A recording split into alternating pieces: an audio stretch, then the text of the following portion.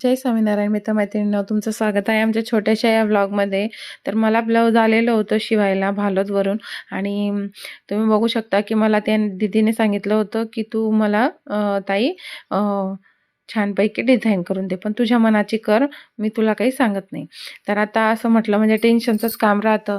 तर मग मी त्यांना सांगितलं की मी अशी डिझाईन करते. म्हणे ठीक आहे ताई, छान आहे, कर म्हणे, तुला आवडली तशी कर. तर बघा, तर मी देवसेना पॅटर्नचं जे ब्लाऊज आहे त्या पॅटर्नचं ब्लाऊजचं बाही तयार करणार होती. तर तुम्ही बघू शकता की वरच्या कडीचा आकार ठेवून मी तयार करून घेतलेला आहे. कडीचा आकार, पाकळीचा आणि खालच्या साईडने सुद्धा व्ही उलटा आकार तयार केलेला आहे. आणि त्या भागामध्ये मला फक्त फुगाबाहीसारखी थोड्या 3-4 मिऱ्या टाकून तिथं छानपैकी असा फुगा तयार करायचा होता बलूनसारखं आणि छानपैकी असा लुक द्यायचा होता. तर तुम्ही बघू शकता मी खालच्या बाजूने सुद्धा पॅकिंग कशी केलेली आहे. आणि याचा फायनल लुक मला ब्लाऊज रेडी झाल्यानंतर फोटो काढायचीच आठवण नाही. पण बाकी हा जो व्ही आकार आहे त्याच्यामध्ये मी छानपैकी असं सुंदर लटकन लावलेलं होतं आणि ते पण माझ्या मुलाने तयार केलेलं होतं.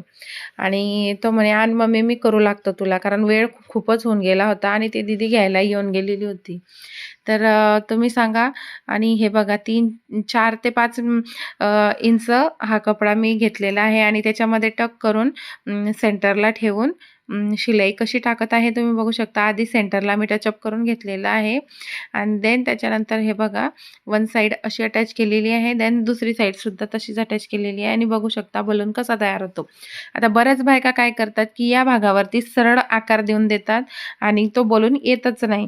तर त्यावेळेस काय करायचं असतं, आता हे बघा, ही शिलाई मी मारलेली आहे आणि ही शिलाई इथं निघलेली आहे पूर्ण. आता कट करताना मी गोल शेप तिथं कट केलेला आहे. बऱ्याच बायका सरळ शेप करतात ना, तर खांद्यावरती बलून दिसतच नाही. ओके.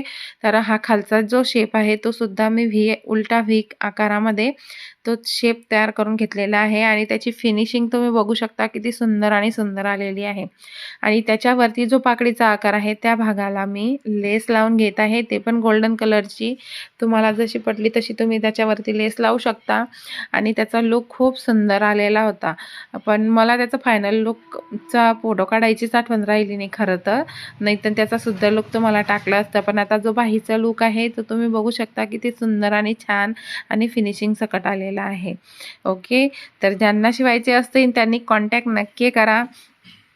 आणि आपल्याकडे रेंटल ड्रेसेस पण अवेलेबल आहे. कालच्या लाईव्हमध्ये जो घेतलेला आहे तो ड्रेस नक्की बघा. जय